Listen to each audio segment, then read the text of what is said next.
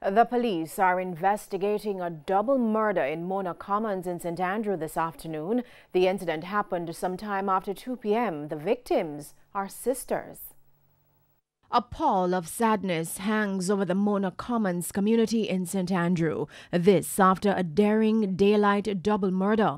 The victims, two sisters. Reports are they were killed by gunmen on motorcycles just outside their home. Renee Martel turned 23 Thursday. Her sister is Shauna K. Hunter, 31 years old. The gunmen, it's reported, spared the life of a baby who was also in their presence. Their mother stunned by the gruesome attack.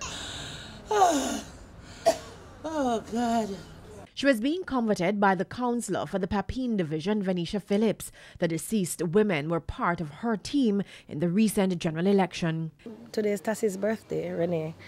I sent her happy birthday this morning, and I got a message back from her saying, "Thanks, boss lady," at 10:25.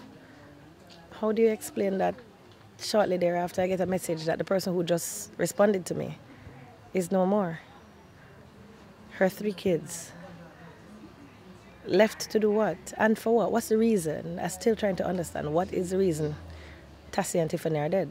The incident felt like deja vu for residents, as last year there was a similar incident in Mona Commons where a female was also killed. Just down the road, in the same community just by the front, Jamaica Bailey. And around about the same time of day. And fast forward to now, you have 2 more young women in Mona Common. So therein lies a problem that needs fixing. Residents did not want to speak on camera, but they questioned whether the murder was politically motivated. Elections came and went, so I don't know. I don't know. I mean, I'm still asking you, why is Tassie and Tiffany dead? That's the question. This is across from the University Hospital of the West Indies that you are having gunfire.